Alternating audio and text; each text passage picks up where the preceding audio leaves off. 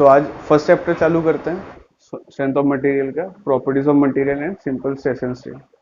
तो सबसे पहले एक ब्रॉड क्लासिफिकेशन देख लेते हैं कि हम जो पढ़ने वाले हैं वो सिविल इंजीनियरिंग में या इंजीनियरिंग साइंस में किस लोकेशन पे आता है, मतलब कौन सी क्लासिफिकेशन में आता है। बस एक एक मतलब विजुअलाइजेशन हो जाए कि अच्छा हम ये पढ़ रहे हैं। तो इंजीनियरिंग साइंस को अगर मैं डिस्ट्रीब्यूट करूँ या क्लासीफाई करूँ दो भाग में, एक होता है सॉलिड मैकेनिक्स जहाँ हम डील करते हैं सॉलिड्स का, और दूसरा होता है फ्लूइड मैकेनिक्स। ये पूरा अलग से एक डेडिकेटेड सब्जेक्ट ही है आपका सिविल इंजीनियरिंग में, फ्लूइड मैकेनिक्स। तो बस मैं बेसिक सा डिफरेंस बता देता हूँ कि जब स्ट्रेस या लोडिंग लगती है इन दोनों चीजों में, सॉलिड में भी और फ्लूइड में भी, तो कैसे रिएक्ट करते हैं। जल्दी से बता देता हूँ कि सॉलिड कैसे रिएक्ट करता है। मान लीजिए कि एक स्टील है या कोई भी मटेरियल का एक ऑब्जेक्ट है, इस पर मैंने फोर्स लगाया 5 किलो न्यूटन। तो क्या होगा, जैसी फोर्स लगाया स्ट्रेस जनरेट होगा। स्ट्रेस जनरेट की मतलब इसमें कुछ डिफॉर्मेशन आएगा, तो डिफॉर्मेशन आएगा तो इसका लेंथ कॉन्ट्रैक्ट होगा। मतलब मैंने कंप्रेशन लगाया तो लेंथ थोड़ा कॉन्ट्रैक्ट होगा।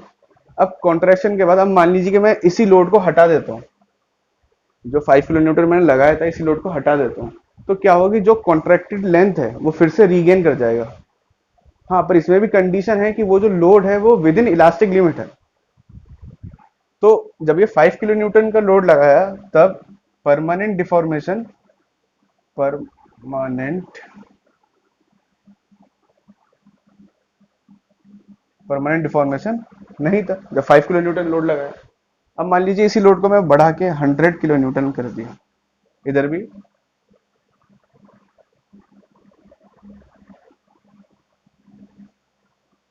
तो जब 100 किलो न्यूटन फोर्स कर दिया, मतलब 5 को रिप्लेस करके अब 100 किलो न्यूटन का लोड लगा रहे हैं, तो अब क्या होगा कि इस बॉडी में डिफॉर्मेशन तो अब भी होगी, पर अब परमानेंट डिफॉर्मेशन चालू हो जाएगी। क्यों? क्योंकि ये जो लोड है ये उसके इलास्टिक लिमिट के बाहर है। मतलब यहाँ पर अगर हम इतना कंप्रेस कर दे, उसके बाद वो इलास्टिक लिमिट में जितना था उतना रिगेन करेगा, पर कुछ कुछ कुछ ना कुछ डिफॉर्मेशन उसमें रह ही जाएगा। तो यहाँ पर परमानेंट डिफॉर्मेशन आ जाएगा। जैसे कि मान लीजिए अगर हम, जैसे हमारे चिकनी मिट्टी होता है, क्ले होता है, क्ले में अगर आप अपना फिंगर इंसर्ट करेंगे तो वहां इंप्रेशन बना रह जाएगा। पर ऐसे अगर मैं जेली टाइप लेता हूँ कोई मटेरियल, उसमें आप फिंगर इंसर्ट करिए, जब तक आप फोर्स लगा के रखेंगे इंप्रेशन बना रहेगा, पर जैसे ही आप हटाएंगे हट जाएगा। मतलब वो जो डिफॉर्मेशन था वो रीगेन हो जाएगा। क्यों? क्योंकि आपने जो फोर्स लगाया था वो उसके इलास्टिक लिमिट के अंदर था, वो बॉडी फिर से रीगेन हो सकता था। कहने का मतलब है कि सॉलिड की जो स्टडी करते हैं उसमें दो टाइप के डिफॉर्मेशन हो सकते हैं, टेम्पररी या और दूसरा परमानेंट। परमानेंट जो इलास्टिक लिमिट के बाहर जाके डिफॉर्मेशन है, पर फ्लूइड के केस में ये अलग है। जो सॉलिड और फ्लूइड में जो मेजर डिफरेंस है वो यही डिफरेंस है। जैसे कि मान लीजिए अब मैं फ्लूइड को कंसिडर करता हूँ, मान लीजिए ये फ्लूइड है, ये सरफेस के ऊपर है फ्लूइड। अब इसमें अगर मैं कोई फोर्स लगाता हूँ, मान लीजिए पी फोर्स है, तो चाहे इसका मैग्नीट्यूड, इस पी फोर्स का मैग्नीट्यूड बहुत कम हो या बहुत ज्यादा हो, दोनों ही केस में परमानेंट डिफॉर्मेशन शो कर देगा। मतलब जब हम इसे स्लाइड करेंगे, इसको इधर स्लाइड करेंगे, तो पानी आगे की तरफ चला जाएगा। हाँ, पर ऐसा नहीं होगा कि आपने इसे हटा दिया, पानी इधर था, पानी को धक्का दिया और फिर हम उस पुश को बैक ले लेते हैं, पानी वापस थोड़ी ना आ जाएगा। तो फ्लूइड में क्या होता है कि चाहे फोर्स का मैग्नीट्यूड छोटा हो या बड़ा हो, उसमें परमानेंट डिफॉर्मेशन हमेशा रहेगा। और जहां तक बात है सॉलिड का, सॉलिड में ये डिफॉर्मेशन ऐसा नहीं दिखाता है। एक लिमिट के बाद ही परमानेंट डिफॉर्मेशन आता है, और उस लिमिट को कहते हैं इलास्टिक लिमिट। वो आगे हम डिस्कस करेंगे कि इलास्टिक लिमिट क्या होता है। बस एक एक मतलब बेसिक से एक वो ग्लिम्स दिया है आपको कि फ्लूइड और सॉलिड में क्या डिफरेंस है। आगे की जो क्लासिफिकेशन है सॉलिड मैकेनिक्स का, फिर आगे बाइफर्केशन होता है। तो फ्लूइड मैकेनिक्स तो हम उसी सब्जेक्ट में पढ़ेंगे, फ्लूइड मैकेनिक्स के सब्जेक्ट में, उसे अभी हमें डील नहीं करना। अब सॉलिड मैकेनिक्स को आगे अगर मैं बाइफर्केट करें, तो सबसे पहले आता है इंजीनियरिंग मैकेनिक्स।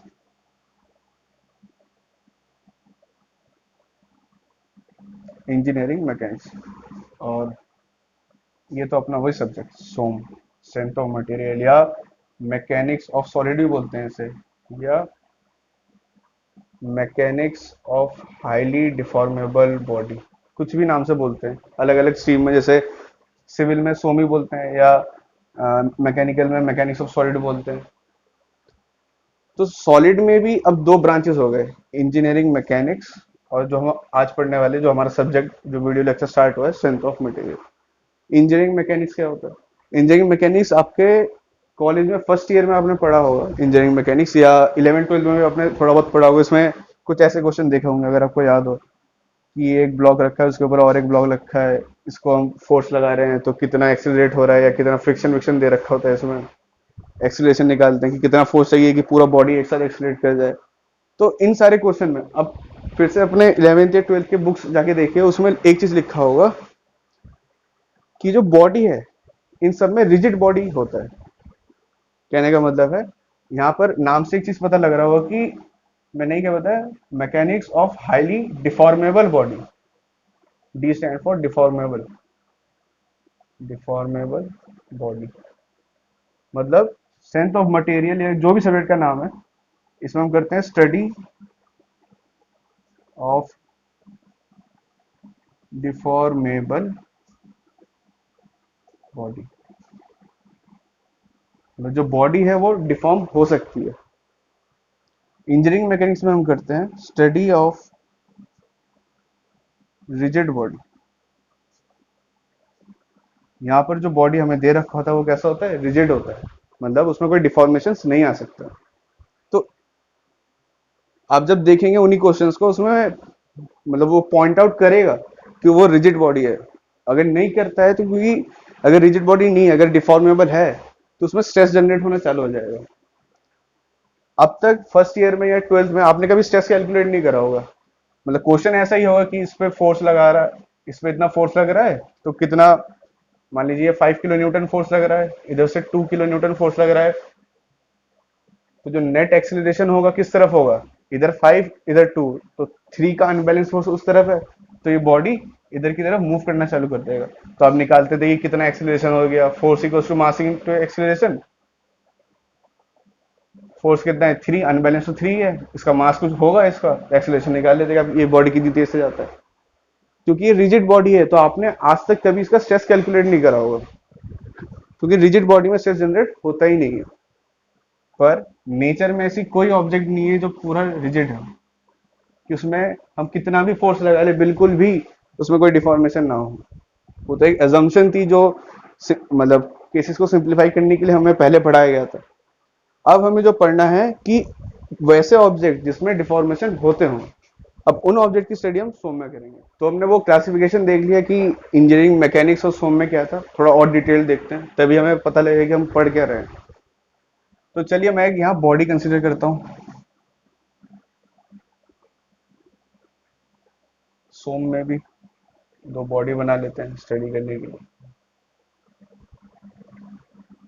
मान लीजिए टी इक्वल्स टू 0 टाइम पे, मतलब इनिशियली यहाँ पर मैंने एक फोर्स लगाया, कुछ मैंने लोड लगाया, कुछ मूवमेंट लगा दिया इस बॉडी के ऊपर, और फॉर सेक ऑफ मेजरमेंट मैं दो पॉइंट्स कंसीडर कर रहा हूँ,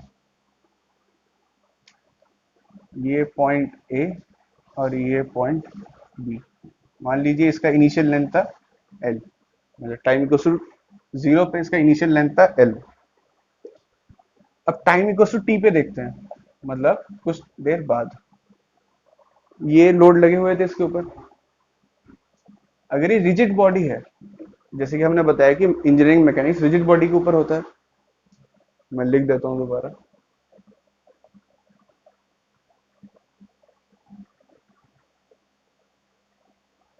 रिजिड बॉडी के ऊपर है, तो ये जो लेंथ है वो चेंज नहीं होगा, मतलब ये पॉइंट एज इट इज ही रहेंगे,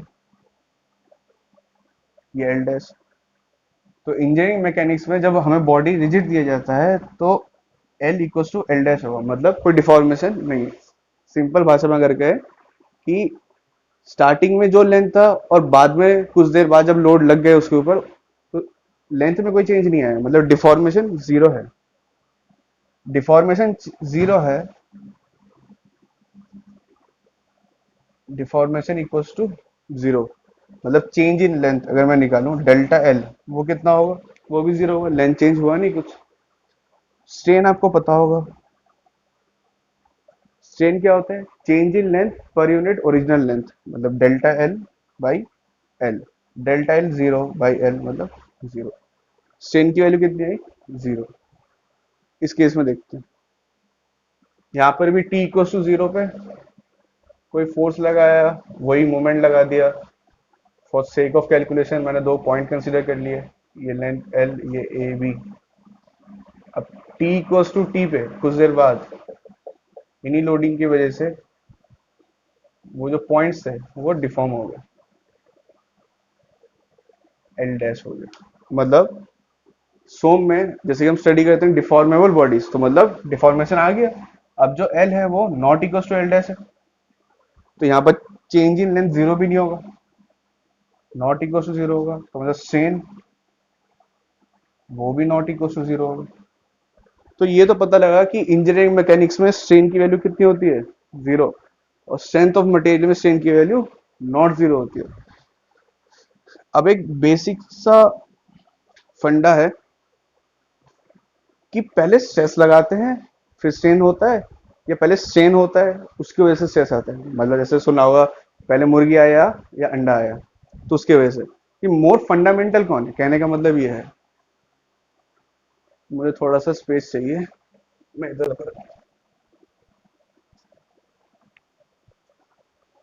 उसके लिए मैं पहले स्टडी करना पड़ेगा प्रेशर और स्ट्रेस में जो हमने डिफरेंस इंट्रोडक्शन में देखा था, बस एक थोड़ा सा वो देखते हैं कि ये जो मैंने वहां पर भी ये डायग्राम बनाया था, ये बॉडी कंसीडर करा, ये मैंने स्ट्रेस लगाया, फोर्सेस लगाए, ये जो पार्टिकल यहाँ था अब मूव करके यहाँ आ गया, ये मैं कंप्रेशन लगा रहा हूँ, इस तरफ आ गया।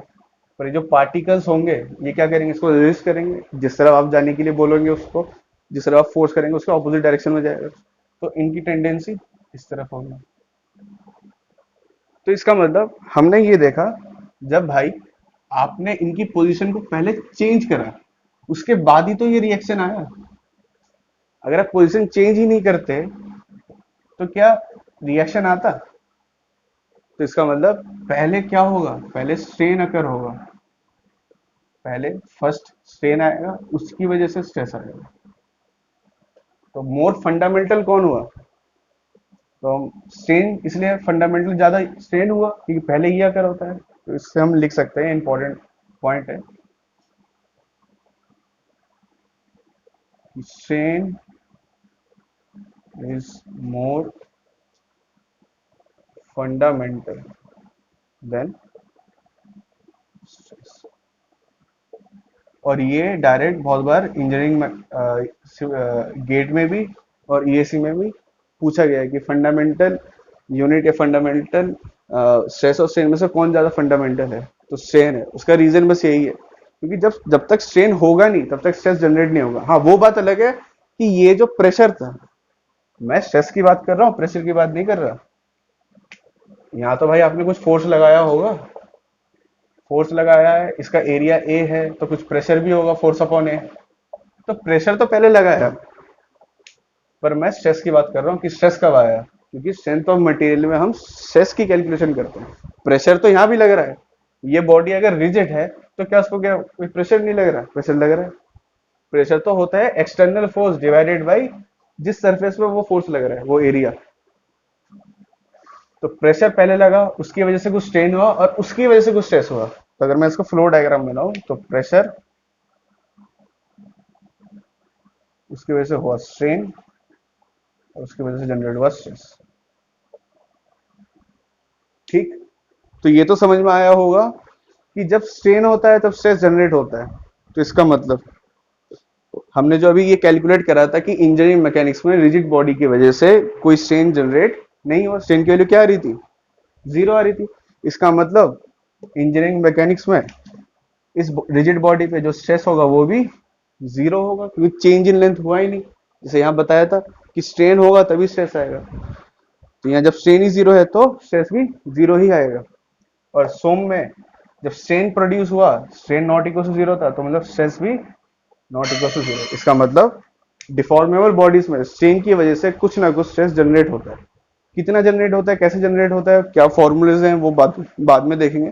पर मेनली हमारा कंसर्न है कि आपको वो विजुअलाइजेशन हो, आप कॉन्सेप्ट को ग्रैप कर पाए कि स्ट्रेस, प्रेशर, स्ट्रेन किस अ, किस सीक्वेंस में अप्लाई होता है और कौन सा पहले आता है, ये आपको इस एग्जांपल से समझ में आया हो। तो हमने देखा कि अभी तक कि इंजीनियरिंग मैकेनिक्स में स्ट्रेन नहीं होता, सोम में डिफॉर्मेबल बॉडी से जो स्ट्रेन होता है तो स्ट्रेस जनरेट होता है, उसे बस लिख लेते हैं। जो आपने मैंने जो पिछले उसमें दिखाया था वो आप लिख लेते हैं बस। Engineering mechanics, in rigid body there is no strain, therefore no calculation of stress. Some in deformable body strain is present. Strain इसमें होता है, दिखाया था अभी। तो stress calculation is also there, तो स्ट्रेस यहाँ कैलकुलेट होता है। बस आपको बस याद रहे उसके लिए मैं प्रेशर, स्ट्रेन और स्ट्रेस, प्रेशर, स्ट्रेन और स्ट्रेस। इसमें ये जो रिजिड बॉडी था इसमें क्या प्रेशर लगा हुआ है? हाँ लगा हुआ है। प्रेशर इसमें भी है, कितना है? Pressure equals to force upon area. तो प्रेशर होता है क्या? एक्सटर्नल फोर्स और जो जिस एरिया पे अप्लाई हो रहा है, तो pressure equals to force by area. पर क्योंकि ये रिजिड है तो इसमें स्ट्रेन नहीं है, स्ट्रेन नहीं है तो स्ट्रेस भी नहीं है। ये बस आप याद रखिएगा। आप जल्दी से रिकैप कर सकते हैं इससे। सोम में प्रेशर है, हाँ है, external force divided by area. Strain है, हाँ है, not equal to zero, strain है इसमें। तो स्ट्रेन है तो स्ट्रेस भी है, ये भी नॉट इक्वल टू जीरो। और उसकी वैल्यू कितनी है इस केस में बात करें तो वो भी एफ बाई ए है। ये क्या हो गया? Pressure F by A, S strain नहीं था, ठीक है, स्ट्रेस जनरेट हुआ क्योंकि स्ट्रेन है इसमें, और स्ट्रेस की वैल्यू भी प्रेशर जितना ही है, एफ बाई ए ही है। ये कैसे होगा? चलिए देखते हैं। थोड़ा स्ट्रेस के बारे में और डिटेल थोड़ी स्टडी करते हैं कि स्ट्रेस एक्चुअली होता क्या है। तो तभी समझ में आया है कि प्रेशर का जो फॉर्मूला है वही स्ट्रेस का फॉर्मूला है। स्टार्टिंग में मैंने बताया था कि ये दोनों ही एक एक्शन और एक दूसरा रिएक्शन है। ये मैं एक बीम बना रहा हूँ, रेक्टेंगुलर बॉडी मान लीजिए।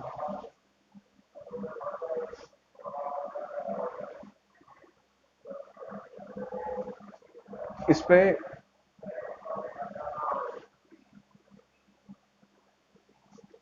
ये मान लीजिए यहाँ पी फोर्स लग रहा है, ये पी फोर्स लग रहा है, इसके सेंट्रोइड पे लग रहा है इस सरफेस का।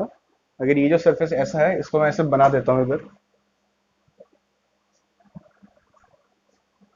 ये जो पी फोर्स लग रहा है इसके सीजी पे लग रहा है, सेंट्रोइड पे। मतलब पी फोर्स का जो डायरेक्शन है वो ऐसे है, आउटवर्ड खींच रहा है ना तो जो ये पी फोर्स अप्लाई कौन से सरफेस पे हो रहा है? एक्सटर्नल इस सरफेस पे हो रहा है, ऐसा ही इस तरफ। तो इसका एरिया पता है, फोर्स पता है, प्रेशर निकल जाएगा। अच्छे से पी की जगह मैं एफ कर देता हूँ ताकि आप कंफ्यूज ना हो प्रेशर और उसमें, फोर्स में। तो एफ पता है, फोर्स पता है कितना अप्लाई हो रहा है, एरिया पता है, तो प्रेशर निकल जाएगा इस सरफेस पे कितना लग रहा है। बस स्ट्रेस क्या बताया था कि स्ट्रेस होता है इसका रिएक्शन, जो इंटरनल रेजिस्टेंस रिएक्शन होता है। मतलब जो बॉडी अपने डिफॉर्मेशन को रोकने के लिए, रेजिस्ट करने के लिए जो स्ट्रेस जनरेट करती है, जो प्रेशर जनरेट करती है, उसे ही हम स्ट्रेस बोलते हैं। तो देखा जाए ये एक रिस्पॉन्स है किसका? एक्सटर्नल प्रेशर का। मान लीजिए कि मैं यहाँ पर एक सेक्शन एज्यूम करता हूँ। इस सेक्शन को अगर मैंने काट के इसको देखते हैं, मतलब बीन को यहाँ से काटिए फिर इसे देखिए, तो ये वो सेक्शन था, रेक्टेंगुलर सेक्शन। जब मैंने ये बताया कि ये एक इंटरनल रेजिस्टेंस है, तो इसका मतलब हर सेक्शन पे जो फोर्स है, मतलब जो रेजिस्टेंस है वो हर सेक्शन पे जनरेट हो रहा होगा, और जो फोर्स हर सेक्शन पे भी अलग अलग पॉइंट्स पे जनरेट हो रहा होगा। अब होता क्या है, कोई भी मटेरियल एकदम होमोजीनियस नहीं होता वो, इसलिए हम, आपने बहुत बार सुना होगा कि सोम में कि हम एजम्पशन लेते हैं material is homogeneous and isotropic. वो हमें खुद बाय डिफॉल्ट अज्यूम करना पड़ता है, वरना जो हम लिख रहे हैं वो सही नहीं होगा, क्योंकि वो उस पॉइंट के लिए वो वैलिड नहीं है, तो हम अज्यूम करते हैं। पर एक्चुअली में क्या होता है कि हो सकता है कोई यहाँ पर डिफेक्ट हो, कोई जब कोई जो ऑब्जेक्ट बना है इसका क्रिस्टलाइजेशन जब होता है, आपने 11 12 में पढ़ा होगा, वैकेंसी डिफेक्ट होता है, शॉर्ट की डिफेक्ट होता है, तो कोई डिफेक्ट्स प्रेजेंट हो, कुछ कुछ भी हो सकता है। इसका मतलब स्ट्रेस का भी जो यहाँ पर जनरेशन है वो भी नॉन यूनिफॉर्म है, जो फोर्सेस यहाँ पर प्रेजेंट है वो भी नॉन यूनिफॉर्म है। स्ट्रेस होता क्या है? फोर्स तो होता है पर इंटरनल, डिवाइडेड बाय एरिया। अब जब मुझे ये पता लग गया कि एफ इंटरनल चाहिए और एरिया ए चाहिए, अब एरिया जो ए है, अगर मैं इस पूरे होल एरिया ए को कंसिडर करूं, तो ये जो स्ट्रेस की वैल्यू आएगी वो गलत आएगी। क्यों गलत आएगी? क्योंकि जो एरिया ए है इसमें नंबर ऑफ डिफेक्ट्स, कहने का मतलब ये है कि अगर मैं पूरे ए को कंसिडर करूं तो हो सकता है जहां पर ये स्ट्रेस है, यहाँ पर स्ट्रेस मतलब जहां पर ये डिफेक्ट है वहां पर स्ट्रेस कंसंट्रेशन भी हो सकता है। कहने का मतलब है पूरे होल को अगर मैं कंसिडर करूं तो हो सकता है स्ट्रेस की वैल्यू है 10, पर अगर मैं इस पॉइंट को देखूं जहां पर ये डिफेक्ट है वहां पर हो सकता है इसकी वैल्यू हो जाए 12। इसका मतलब पूरे सरफेस में भी जो स्ट्रेस का डिस्ट्रीब्यूशन है वो भी नॉन यूनिफॉर्म होता है। तो इस फॉर्मूले को वैलिडेट करने के लिए तो जो एक्चुअल फॉर्मूला दिया गया है वो एक छोटे से एरिया के लिए दिया गया है। ठीक है, हम ये मान लेते हैं कि फोर्स पूरे सरफेस पे अनइक्वल है, अनइवनली डिस्ट्रीब्यूटेड है, पर अगर मैं एक छोटा सा एरिया कंसीडर करूं, बहुत ही डीए एरिया कंसीडर करूं, तो इस पे तो फोर्स यूनिफॉर्म होगा क्योंकि मैंने एरिया ही बहुत एक पॉइंट साइज एरिया कंसीडर करा है। तो इस पे जो फोर्स होगा वो कितना होगा? डी एफ होगा। तो यहां से मैं लिख सकता हूं कि जो स्ट्रेस है वो limit d A tending to zero d F by d. तो एक्चुअल स्ट्रेस की डेफिनेशन ये है, जो आज तक हम सिर्फ पढ़ते थे एफ बाई ए। ठीक है, तो एक्चुअल स्ट्रेस की डेफिनेशन क्या है? Limit d A tending to zero d F by d A. D A tending to zero मतलब वही जो मैंने बताया कि मैंने एक बहुत छोटा सा इसका वो कंसिडर करा है ताकि ये जो डी एफ फोर्स है वो यूनिफॉर्म रहे उस छोटे से एरिया में। हाँ ठीक है, कोई बात नहीं, अगर पूरे सरफेस में यूनिफॉर्मिटी नहीं है, पर लेकिन एक छोटा सा पॉइंट कंसिडर करो तो उसमें तो यूनिफॉर्मिटी होगी, उसमें तो डी एफ ही फोर्स लग रहा होगा, तो वहां से मैं स्ट्रेस निकाल सकता हूँ। यहाँ से और एक बात हम इस चीज से और एक पॉइंट हम कंक्लूड कर सकते हैं कि जो d A tending to zero है इसका मतलब क्या है? अगर कोई एरिया टेंडिंग टू जीरो है इसका मतलब वो एरिया एक पॉइंट की तरफ टेंड कर रहा है। अगर किसी चीज का एरिया जीरो हो जाए तो लगभग वो क्या है? एक पॉइंट है। तो इसका मतलब जो स्ट्रेस जनरेट होता है वो ईच पॉइंट पे होता है। तो stress generate at every point of that section. मतलब आप कोई सा भी सेक्शन कंसिडर करेंगे उस सेक्शन पे इनफाइनाइट पॉइंट्स है, इनफाइनाइट पॉइंट्स पे ही स्ट्रेस जनरेट होगा। वो इस फॉर्मूले से हमें पता लगता है। हम ये सोचते थे कि स्ट्रेस, या बहुत जने सोचते होंगे कि स्ट्रेस क्या होता है? फोर्स अपॉन एरिया, तो एरिया चाहिए। फोर्स पूरे एरिया फोर्स पूरे एरिया में लग रहा है, लेकिन जो स्ट्रेस जनरेट हो रहा है वो पर्टिकुलर हर उस इनफाइनाइट नंबर ऑफ पॉइंट्स पे जनरेट हो रहा है उस प्लेन पे। तो यही जो बेसिक जो ये जो पॉइंट है, यहीं से जो आगे आने वाला जो चैप्टर है प्रिंसिपल स्ट्रेस एंड स्ट्रेन, कि एक सेक्शन पे इनफाइनाइट पॉइंट्स है, उस पॉइंट पे जो स्ट्रेस जनरेट हो रहा है, वो जो उसका जो बेसिक जो फाउंडेशन है वो यहाँ से ही आया है, इस वाले फॉर्मूले से। कि जो d A tending to zero है इसका मतलब क्या है कि वो जो स्ट्रेस जनरेट हो रहा है वो किस पे हो रहा है? ना कि एक एरिया पे हो रहा है, एक पॉइंट पे हो रहा है। और ऐसे इस प्लेन पे कितने पॉइंट्स है? इनफाइनाइट पॉइंट्स है। और ऐसे इस पूरे बीम में कितने कितने सेक्शन है? वो भी इनफाइनाइट है। तो मतलब इस पूरे बीम में इनफाइनाइट सेक्शन है और हर एक सेक्शन में इनफाइनाइट पॉइंट्स है। तो उनकी तो उन सेक्शन पे हर पॉइंट्स का हम स्ट्रेस की वैल्यू निकालेंगे। वो देखेंगे हम कैसे निकाल सकते हैं, वो प्रिंसिपल स्ट्रेस चेन में पढ़ेंगे। तो चलिए फिर अब मैं आपको थोड़ा सा वो बता देता हूँ कि जो स्ट्रेस जनरेट हो रहा है इनफाइनाइट पॉइंट्स पे, तो हम कंसिडर करेंगे कैसे। मान लीजिए कि ये कोई ऑब्जेक्ट है, यहां से हैंग कर रहा है। मान लीजिए आप लटक रहे हैं, तो ऐसे एक ऑब्जेक्ट को लटका दिया है और इस पर कोई एक्सटर्नल फोर्स नहीं, इसका सेल्फ वेट ही लग रहा है। इसका मतलब अगर मैं देखूं, ये जो सरफेस है एकदम बॉटम मोस्ट सरफेस है, इस पर कितना फोर्स लग रहा है? जीरो, क्योंकि इसके नीचे इसकी कोई बॉडी ही नहीं है, कोई मैंने वेट तो लगाया ही नहीं है, सिर्फ उसका उसका खुद का वेट है। तो इस सेक्शन पे कितना फोर्स लग रहा है? जीरो। और इस सेक्शन पे, जो टॉप मोस्ट सेक्शन है, इस पे इसका पूरा अपना वेट, मान लीजिए पूरा टोटल वेट है 100 kg, तो इस सेक्शन पे कितना फोर्स लग रहा होगा? 100। ऐसे में यहाँ जीरो, यहाँ 10, धीरे धीरे ये बढ़ बढ़ के यहाँ 100, 90, 70, 80। ठीक है, तो अगर मैं इस सेक्शन को कंसिडर करूँ तो यहाँ पर कितना फोर्स लग रहा है? 80 लग रहा है, क्योंकि नीचे जो वेट है उसके वैसे ही लग रहा होगा उस सेक्शन पर। यहाँ कंसिडर करूँ तो इस पर। अगर मुझे इस मटेरियल को डिजाइन करना है तो मुझे कौन सा फोर्स कंसिडर करना चाहिए? क्या मैं इसे कंसिडर कर सकता हूँ 80 को? नहीं। 80 के हिसाब से अगर मैंने डिजाइन कर भी दिया तो जब ये 100 जो यहाँ अप्लाई हो रहा है वो मटेरियल सस्टेन नहीं कर पाएगा, ब्रेक हो जाएगा। कहने का मतलब ये है कि हम जो मटेरियल डिजाइन करते हैं वो मैक्सिमम फोर्स के लिए करते हैं। तो यहाँ पर हम कौन सा फोर्स लेंगे? 100 लेंगे, तो ये वाला सेक्शन लेंगे।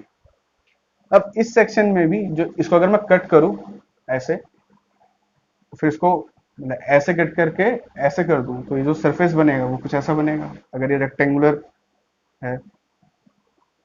अब इस पूरे में भी बताया था इनफाइनाइट पॉइंट्स है, टोटल फोर्स तो इस पर 100 लग रहा है, एफ की वैल्यू 100 है, पर जो स्ट्रेस की वैल्यू है वो तो वेरी करेगी हर इंडिविजुअल पॉइंट्स टू पॉइंट पे। अब इन सारे पॉइंट्स में से भी कौन सा पॉइंट कंसिडर करूं? वो पॉइंट कंसिडर करो जिसमें मैक्सिमम स्ट्रेस जनरेट हो रहा है, क्योंकि फेल होने के चांसेस भी उसी के ज्यादा है। वो बात अलग है कि हमने प्लेन ही कंसिडर करा है मैक्सिमम वाला, पर उसमें भी जो हर पॉइंट पे फेलियर नहीं होगा, पॉइंट का फेलियर उसी पे होगा जहां पर स्ट्रेस कंसंट्रेशन सबसे ज्यादा है। हो सकता है ये सारे पॉइंट्स सही हो, ज्यादा स्ट्रेस जनरेट नहीं हो रहा, पर ये जो पॉइंट है यहाँ पर स्ट्रेस की वैल्यू ज्यादा आ रही है। तो अब जो मुझे इस मटेरियल को, इस पूरे मटेरियल को डिजाइन करना पड़ेगा वो किस स्ट्रेस की वजह से करना पड़ेगा? इस स्ट्रेस की वजह से।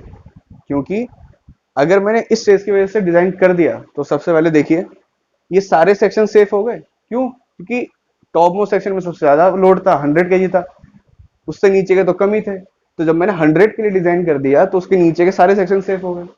फिर इस 100 सेक्शन के खुद में भी इनफाइनाइट पॉइंट्स है, उसमें से भी मैंने कौन सा पॉइंट चूज करा है? वो पॉइंट जिसमें स्ट्रेस सबसे ज्यादा आ रहा है। इन्हीं स्ट्रेस को प्रिंसिपल स्ट्रेस कहते हैं, कि मैक्सिमम जो नॉर्मल स्ट्रेस जनरेट होता है, जो हम आगे पढ़ने वाले हैं थर्ड चैप्टर में। तो जो मैक्सिमम फोर्स जनरेट हो रहा है इसकी कैलकुलेशन तो वहां देख लेंगे।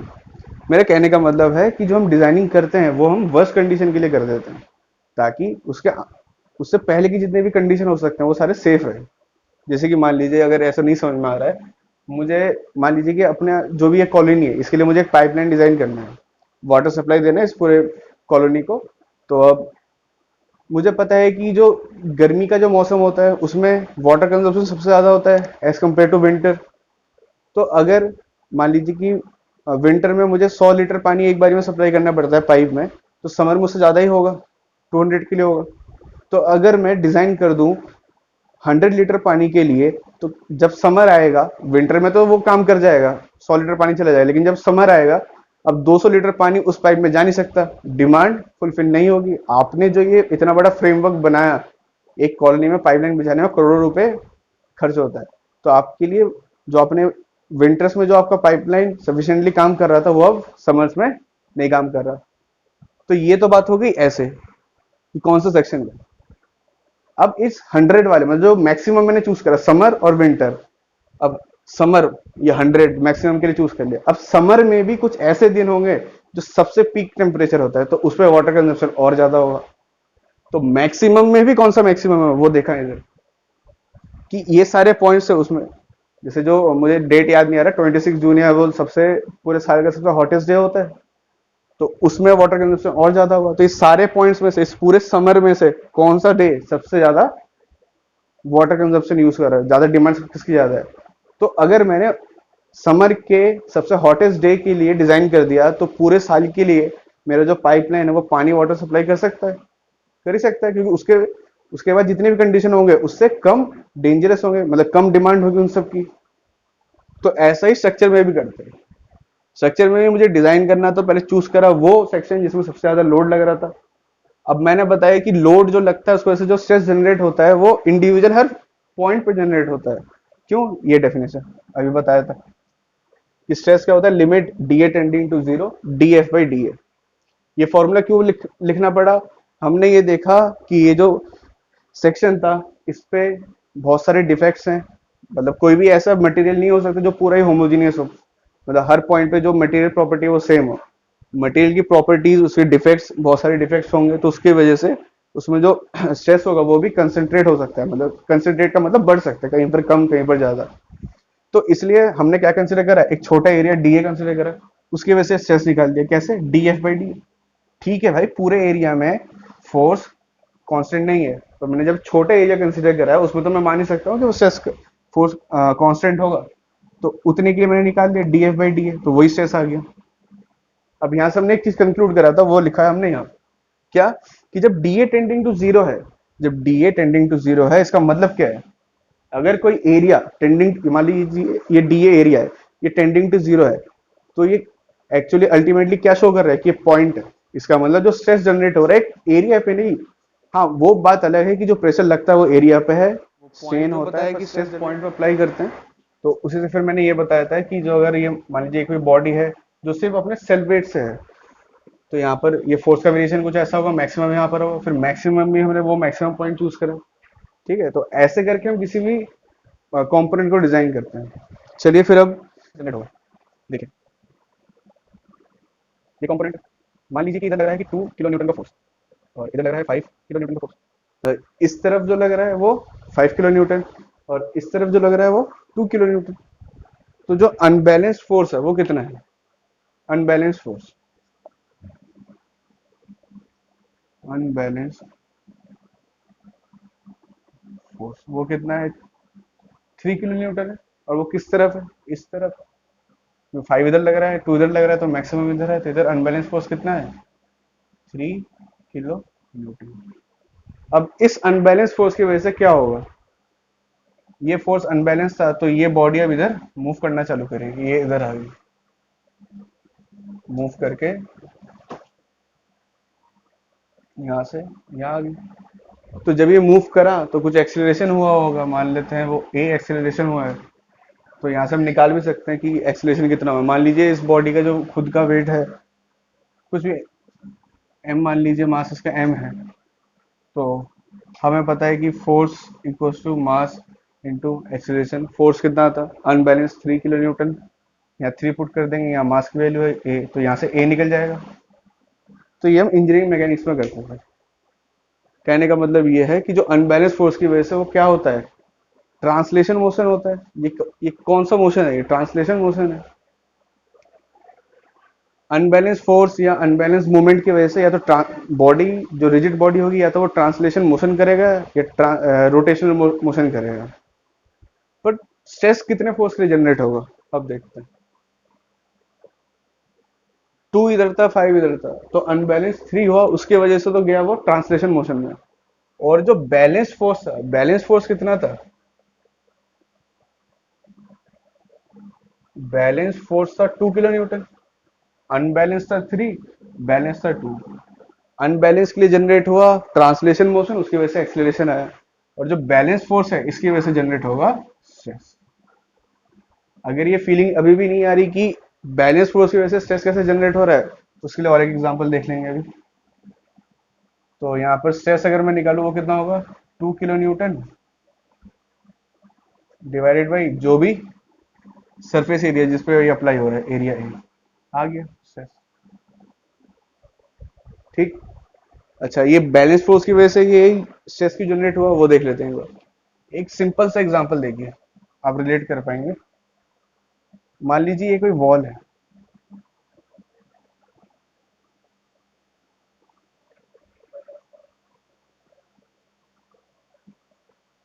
ठीक है, इसके आगे ये ऑब्जेक्ट रखा है, इस ऑब्जेक्ट में मैं एक फोर्स लगा रहा हूँ, अभी तो इन दोनों के बीच में इतना गैप है, तो जब मैं फोर्स लगाऊंगा ये बॉडी इस तरफ मूव करना चालू कर देगी। तो जब ये बॉडी इस तरफ मूव करेगी, मतलब उस टाइम तक जब तक ये इससे टच ना करे, उस टाइम से पहले तक क्या इस बॉडी पे कोई स्ट्रेस जनरेट हुआ होगा? नहीं। क्यों? क्योंकि इधर तो ये फोर्स लग रहा है, पर इसको रेजिस्ट करने के लिए इधर पे फोर्स है ही नहीं जो इसको कंप्रेस या टेंस करे, तो स्ट्रेस को जनरेट नहीं होगा। तो यहां से लेके यहां तक तो वो मूव करके आ जाएगी, पर जैसे ही इसके कांटेक्ट में आएगा, वो वॉल के कांटेक्ट में आएगा, अब क्या करेगा? अब वॉल भी इधर से उतना ही फोर्स देना चालू करेगा, और इतना फोर्स हम दे ही रहे थे। अब इसकी वजह से इसमें डिफॉर्मेशन आना चालू करेगा, और यहां पर जनरेट होगा स्ट्रेन। अब जितना फोर्स ये एफ था उतना ही ये एफ है, मतलब बैलेंस फोर्स की वजह से ही क्या जनरेट हो रहा है? स्ट्रेन, और उसी की वजह से स्ट्रेस। तो ये जो एग्जांपल लिया था उसमें बैलेंस फोर्स कितना था? 2, और उसी की वजह से हमने स्ट्रेस निकाला। अनबैलेंस के लिए क्या निकाला था? एक्सीलरेशन, मतलब ट्रांसलेशन मोशन होगा। मतलब ऐसा समझिए, जैसे मान लीजिए ये मेरी बॉडी है, इधर से फोर्स लग रहा है, तो अगर मैं इधर मूव कर जाऊं तो क्या होगा? कोई स्ट्रेस जनरेट होगा नहीं। पर अगर इधर से भी दोनों को अगर मुझे कंप्रेस करे, अब क्या होगा? ये मेरा जो सिर है ये कंप्रेस होना चालू होगा। इसमें अगर डिफॉर्मेशन होता है तो मेरे अंदर क्या जनरेट होगा? स्ट्रेस जनरेट होगा। तो इसलिए बैलेंस फोर्स की वजह से क्या जनरेट होता है? स्ट्रेस जनरेट होता है, क्योंकि बैलेंस की वजह से ही स्ट्रेन होता है। अब मैं हर बार ये नहीं बोलूंगा कि पहले स्ट्रेस लगा या पहले फोर्सेस लगे उसकी वजह से स्ट्रेन आया, स्ट्रेन की वजह से स्ट्रेस। आपको पता है कि किसकी वजह से क्या आता है, वो पहले बता दिया। अब सीधे ये फोर्स लग रहे हैं, बैलेंस फोर्स, तो स्ट्रेस जनरेट हो। और अब से आपको क्वेश्चन में भी कुछ ऐसे दिया जाएगा कि एक बॉडी पे इतना स्ट्रेस लगा है, पर क्या स्ट्रेस लगा सकते हैं? नहीं। प्रेशर लगा सकते हैं, प्रेशर की वजह से स्ट्रेन होगा, स्ट्रेन की वजह से स्ट्रेस जनरेट हो जाएगा। तो अभी तक हमने ये देखा कि स्ट्रेस क्या होता है, पॉइंट पे अप्लाई करते हैं क्या फॉर्मूला है, वो सब तो देख समझा दिया कि स्ट्रेस होता क्या है, एक्चुअली कैसे प्रोड्यूस होता है। स्ट्रेस की डेफिनेशन हम लिख लेते हैं एंड में कि स्ट्रेस होता है क्या। It is the internal resistance, it is the internal resistance, मतलब force offered by the material to the external loading, या कह सकते हैं अगेंस्ट डिफॉर्मेशन। अब आपको ये डेफिनेशन समझ में भी आ रहा होगा, क्योंकि हमने उससे पहले स्ट्रेस डिफाइन कर चुके हैं क्या होता है, उसका फिजिकल सिग्निफिकेंस पढ़ लिया कि स्ट्रेस होता है इंटरनल रेजिस्टेंस। आपको समझ में आ रहा होगा इंटरनल रेजिस्टेंस में क्यों कह रहा हूँ। जो वो ऑफर करता है किसके अगेंस्ट? एक्सटर्नल लोडिंग के अगेंस्ट या डिफॉर्मेशन के अगेंस्ट। एक्चुअली स्ट्रेस वैसे होता है किसके वजह से? एक्सटर्नल डिफॉर्मेशन की वजह से। हमने बताया था कि स्ट्रेन की वजह से स्ट्रेस आता है। फिर एक क्वेश्चन आता है कि अच्छा स्ट्रेस क्या होता है, और हमारे सब्जेक्ट का नाम क्या है? Strength of material. फिर स्ट्रेंथ क्या होता है? स्ट्रेस और स्ट्रेंथ में क्या डिफरेंस है? स्ट्रेंथ कुछ नहीं, स्ट्रेंथ किसी भी मटेरियल का मैक्सिमम स्ट्रेस कैरिंग कैपेसिटी होता है, कि मतलब वो जो मटेरियल है वो कितना स्ट्रेस कैपेसिटी कैरी कर सकता है, उस एक्सटेंट, उस लिमिट को हम कहते हैं स्ट्रेंथ। तो स्ट्रेंथ क्या है? Maximum stress which a material can bear is called at its strength. कि कितना स्ट्रेस वो मटेरियल बियर कर सकता है उसे हम स्ट्रेंथ बोलते हैं। अब देखिए यहाँ पर 11th में जैसे हमने पढ़ा था फ्रेम ऑफ रेफरेंस, कि आप रेफरेंस क्या लेते हो? कि आप कितने बियर करने को मैक्सिमम बताते हो। अब जैसे एग्जांपल देता हूँ, माइल्ड स्टील का आपने एक कर्व देखा होगा, नहीं देखा होगा तो हम वैसे देखने वाले, मैं बता देता हूँ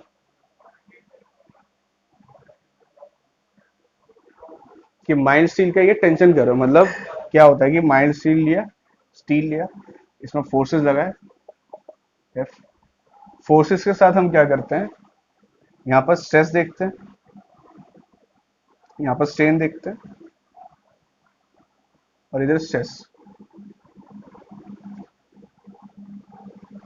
डिटेल में हम पूरा स्टडी करेंगे, तो कितने स्ट्रेन में कितना स्ट्रेस जनरेट हो रहा है ये हमें इस कर्व से पता लग रहा है कि अगर इतना स्ट्रेन है तो कितना स्ट्रेस है, इतना स्ट्रेन है तो कितना स्ट्रेस है। यहाँ से हम ये देख सकते हैं कि इस पॉइंट पे, मतलब इतने स्ट्रेन पे, जीरो से लेके यहाँ तक के स्ट्रेन के बाद ये मटेरियल फेल हो जाएगा। मतलब इसके आगे अगर आपने स्ट्रेन कर दिया और उसे, और अगर फोर्स लगा के उसको स्ट्रेन कर दिया, तो वो मटेरियल अब ब्रेक हो जाएगा। कहने का मतलब यह है कि ये इसका क्या है, इसे हम कहते हैं अल्टीमेट पॉइंट या ब्रेक पॉइंट। Ultimate point. तो किसी भी मटेरियल को आप कहां तक खींच सकते हैं, फिर कहां तक लोड लगा सकते हैं? जब तक वो उसका अल्टीमेट पॉइंट तक रीच ना कर जाए, मतलब फेल ना हो जाए। पर एज ए डिजाइनर हम जब डिजाइन करते हैं, हम ये कभी नहीं चाहेंगे कि वो हम पहले एक फैक्टर ऑफ सेफ्टी लेते हैं कि भाई इतना ही अगर डिफॉर्म कर गया ना, मैं कह दूंगा कि फेलियर है, इतना रिस्क मैं ले ही नहीं सकता। जो इतना डिफरेंस है ना, यही एफओएस है जो आप सुनते हो कि मान लीजिए अगर मैं अल्टीमेट को अपना फेलियर कंसीडर कर लेता हूँ, ठीक है मैंने डिजाइन कर दिया, मान लीजिए ये जो कोई भी मैंने एक बीम बनाया, एक बिल्डिंग बनाया, उसको मैंने अल्टीमेट के लिए डिजाइन कर दिया, लोड लोड लगता गया, लोड लगता गया, एक टाइम के बाद वो अल्टीमेट रीच कर जाएगा, उस पॉइंट के वो उस पॉइंट के बाद वो उसका ब्रेक डाउन हो जाएगा, वो फेल हो जाएगा। पर अगर मैं पहले ही ये बोल दूं कि भाई इतना इलांगेशन नहीं, बस इतने ही इलांगेशन में मैं अपने फेलियर को कंसिडर कर लूंगा, और ये जो रीजन है ये इलास्टिक पॉइंट है, मतलब यहाँ पर कहीं इलास्टिक पॉइंट होता है। तो हम मटेरियल को चाहते हैं सोम में, बेसिकली हम सोम में, जैसे आरसीसी और स्टील में जब हम एक्चुअली स्ट्रक्चर को डिजाइन करते हैं, हम इसके आगे भी उसको स्ट्रेस करते हैं। तो वहां पर बाद में जो हम बेंडिंग स्ट्रेस डायग्राम देखेंगे सोम में और आरसीसी में जो देखेंगे थोड़ा अलग है। क्यों अलग है? बस इसकी वजह से यहाँ पर हम सोम में मटेरियल को इलास्टिक लिमिट तक ही स्ट्रेस करते हैं, उतना ही स्ट्रेन प्रोवाइड करते हैं, और वहां पर आरसीसी में भी इलास्टिक लिमिट के बाद भी करते हैं, पर इतना भी नहीं कि वो यहाँ तक पहुंच जाए। यहाँ पर कहीं उसका फैक्टर ऑफ सेफ्टी होता है कि यहाँ तक ही करेंगे भाई, उसके आगे जो, अब ऐसा तो नहीं है कि मतलब फैक्टर ऑफ सेफ्टी मैंने कुछ रखा ही नहीं, अगर मैं अल्टीमेट को ही डिजाइन कर दूं तो लोड लगा, फेलियर हो गया पूरा का पूरा ही। पर अगर मैंने पहले के लिए डिजाइन कर रखा है तो मैं इससे ज्यादा लोड परमिट करूंगा ही नहीं। फॉर एग्जाम्पल, ये ऐसा समझ में नहीं आ रहा होगा, मैं एक दूसरा एग्जाम्पल लेता हूँ जिससे आपको समझ में आए। जैसे कि एक रोड है, ये एक रोड है, ठीक है, यहाँ बहुत सारे गाड़ी चलाने वाले हैं, कोई कार चल रही है, कोई बाइक चल रही है। यहाँ पर जो डिस्प्ले हो रहा है ना वेलोसिटी, जो आपने देखा होगा यहाँ पर पोस्ट पे लगा हुआ होता है कि उसमें मैक्सिमम और मिनिमम, मिनिमम तो नहीं, मैक्सिमम में लिखा रहता है हैवी व्हीकल्स के लिए कितना है और लाइट वेट व्हीकल्स के लिए कितना है। तो यहाँ लिखा रहता है, डिपेंड करता है आप कौन से उसमें चला रहे हैं, 60 50 ऐसे करके लिखा रहता है। अच्छा, अब ये जो national highway authority of India ने जो इस रोड को डिजाइन करा होगा, कि क्या उसने 60 के लिए डिजाइन करा होगा? मतलब जो गवर्नमेंट ने, जो भी डिजाइनर ने इस रोड को डिजाइन करा है, क्या उसने 60 वेलोसिटी के लिए डिजाइन करा है? नहीं, उसने डिजाइन करा होगा इसे 90 के लिए। क्योंकि भाई यहाँ पर बहुत सारे गाड़ी चलाने वाले होंगे, कोई 100 की स्पीड में भी चला रहा होगा, कोई 110 की स्पीड में भी चला रहा होगा, 90, और जो मैक्सिमम बंदे होंगे वो 80 से नीचे चला रहे होंगे। तो जो नेशनल हाईवे अथॉरिटी है उन्होंने एक लिमिट ले रखा है कि भाई 85%, मतलब वो वेलोसिटी जिससे 85% बंदे नीचे हो, उसी वेलोसिटी के लिए हम डिजाइन करेंगे। मतलब वो डिपेंड करता है, वो जब हाईवे में पढ़ेंगे, मुझे अभी ये पूरा याद नहीं है कि एक्चुअली में कितना था, तो हाईवे में पढ़ेंगे जब तो मैं बता दूंगा। मेरे कहने का मतलब है कि जो हम डिजाइन करते हैं, कि मान लीजिए ये रोड जो वेलोसिटी परमिट कर सकता है सेफ, वो है 100, या हाँ मान लीजिए 100 ही है। तो जो अथॉरिटी है जो इसको डिजाइन कर रही होगी, रोड जो बना रही होगी, तो क्या वो 100 के लिए बना दी? 100 से ज्यादा के लिए बनाएगी। पर जो हम परमिट करेंगे, कि भाई जो हम शो करेंगे वो बहुत कम होगा, रोड में जो हमें शो करवाना होगा वो बहुत कम होगा, क्योंकि हमें पता है कि इतना शो करने के बाद भी कुछ बंदे ऐसे होंगे जो इस लिमिट को भी क्रॉस करें। ताकि अब हम ये तो नहीं चाहते कि जो क्रॉस कर जाए उनकी जान चली जाए या उनको कोई डेंजर हो, तो इसलिए हम शो इतना कम कर देते हैं कि उसको ऊपर भी जाए तो कोई उनको हार्म ना पहुंचे। ऐसा ही इसमें, अगर मैं अल्टीमेट के लिए डिजाइन कर दूंगा किसी भी स्ट्रक्चर को, तो इस पॉइंट के ऊपर अगर एक्सीडेंटली भी अगर लोड या स्ट्रेन ज्यादा हो जाता है तो फेलियर हो जाएगा। पर अगर मैं लोड ही इतना परमिट करूं कि यहां तक ही जा पाए, तो इन एनी केस वो इतना जो फैक्टर ऑफ सेफ्टी है मेरे पास, इतना सेफ्टी है वो हर वक्त बना रहेगा।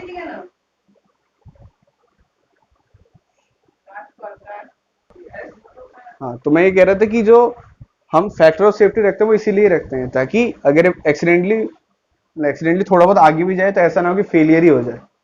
100 लगाने के लिए बोला है, किसी ने 110 लगा दिया गलती से, तो स्ट्रक्चर फेल हो जाए, नहीं, क्योंकि हमें पता है कुछ ऐसे भी लोग होंगे जितना बोलेंगे उससे ज्यादा ही करेंगे। तो वो फैक्टर ऑफ मार्जिन हम रखते हैं कि भाई अगर किसी ने नहीं, कोई अगर बात नहीं भी सुनता है तो तब भी फेलियर ना हो जाए। अगर 100 की स्पीड लिखी हुई है, किसी ने 110 की स्पीड में गाड़ी चला दी, तो ये थोड़ी ना वो मर जाएगा। नहीं मरेगा भाई, क्योंकि जो डिजाइनर ने जो डिजाइन करा है, हो सकता है 150 के लिए कर रखा है, पर लिखा 100 है, ताकि पता है कि मैक्सिमम कोई कर भी देगा तो कितना कर देगा, 120-30 कर देगा।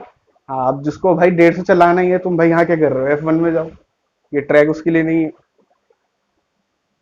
हाँ, अब मैं ये कह रहा था जो स्ट्रेंथ है वो बताए कि मैक्सिमम स्ट्रेस की लिमिट है। अब मैक्सिमम, बस एक जल्दी से वो बता देता हूँ कि मैक्सिमम सोम के केस में क्या होता है, इलास्टिक लिमिट,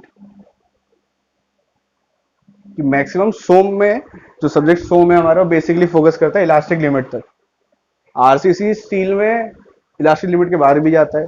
इसलिए सोम में जो स्ट्रेंथ डिफाइन करते हैं, वो ये करते हैं कि वो मैक्सिमम स्ट्रेस जिसके बाद परमानेंट डिफॉर्मेशन आ जाए, उसे हम कहते हैं स्ट्रेंथ। पर एक्चुअली स्ट्रेंथ का मतलब क्या होता है कि मैक्सिमम स्ट्रेस वो जितना ले सकता है, पर मैक्सिमम कहां तक ले सकता है, मैक्सिमम तो यहां तक ले सकता है, उसके बाद ही तो फेलियर होगा। पर मैं वही बता रहा था कि फैक्टर ऑफ सेफ्टी हम लेके चलते हैं, तो इसलिए सोम में इसके ऊपर जाने को ही फेलियर बोल दिया जाता है। सोम सिर्फ वैलिड है ही इतने रीजन के लिए, ये जो इतना रीजन है इसके लिए सोम वैलिड, इलास्टिक रीजन के लिए। तो कभी कभी डेफिनेशन में, स्ट्रेंथ की डेफिनेशन में ये लिखा रहेगा कि strength is the maximum stress which can be applied on a material by which it's show permanent deformation. Permanent deformation मतलब इतने रीजन में भी आ जाएगा तो परमानेंट डिफॉर्मेशन हो जाएगा, पर फेलियर नहीं होगा। तो जो पहले जो मैंने डेफिनेशन लिखवाया था उसमें लिखा था जो मैक्सिमम स्ट्रेस जितना ले सकता है, मैंने बताया था। फिर मैक्सिमम स्ट्रेस वो डिपेंड करता है कि मैं मैक्सिमम किसे कंसिडर करता हूँ। किसी के लिए 1 लाख भी बहुत कुछ है, किसी के लिए 50 रुपए भी कुछ नहीं है, तो वो डिपेंड करता है मैंने अगर इसे पॉइंट ऑफ कंसिडर करा है या इसे करा है। तो सोम में हम इसे करते हैं। तो सोम में डेफिनेशन कभी कभी ये भी लिखा रहता है कि वो मैक्स स्ट्रेंथ वो होता है, वो मैक्सिमम स्ट्रेस जिसमें परमानेंट डिफॉर्मेशन चालू हो जाए। ठीक है, वरना स्ट्रेंथ का वैसे जो लेमन भाषा में जो जनरलाइज जो डेफिनेशन वही है कि मैक्सिमम स्ट्रेस जो जितना बॉडी ले सकता है। चलिए बाकी हम बाद में कंटिन्यू करेंगे अगले लेक्चर।